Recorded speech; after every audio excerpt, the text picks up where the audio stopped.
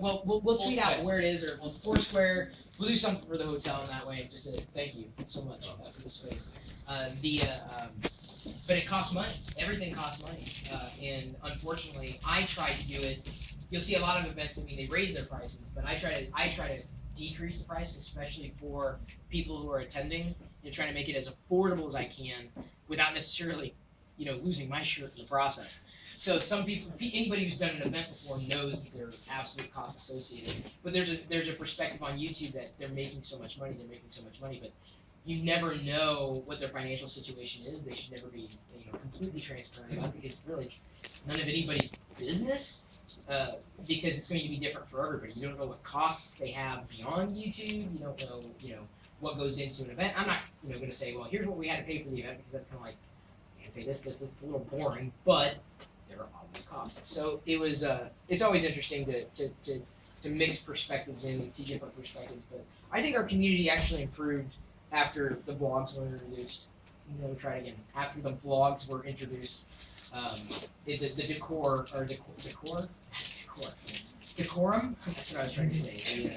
How we are, like our candor. I think it was. Yeah, we do have a little bit of negativity, but those usually run drive-by shootings that they're in and out and they have no idea what they're doing.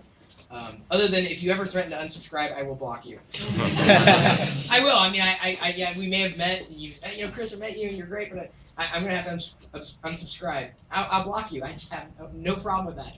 It's like, if I'm gonna do it, you just do it. Like, just don't tell me. Don't stab me in the back and tell me I'm stabbing you in the back. Just do it.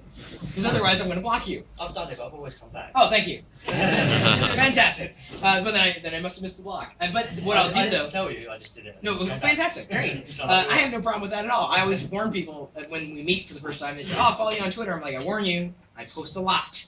I will not be offended if you unfollow at all, and I do not expect anybody ever watches everything that I ever do, because that's a lot. Hey, John, you made it. Sweet. Yay. I was worried about you. You don't talk much, do you? So, great guy. John.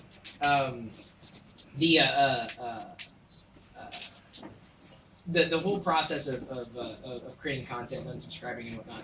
If anybody emails and says, I can't get to your channel, I'm blocked, I will always respond and always unblock, because they made the effort to move forward. And it may have been just like, they said something that I found kind of offensive, and I try to keep that as clean as I can, because that's the thing with YouTube comments, they are real people, and the people doing videos, they are real people, and sometimes there's actually, and I've talked about this, and I just do not know enough about it, not having a psychology or any kind of a technical background in terms of how the brain works, but there's actually a part of your brain, like I don't think it's maybe your limbic system, but basically your empathetic, where your empathy comes from, it may shut down when you're interacting with the screen, because you're interacting with a screen that's not a human being.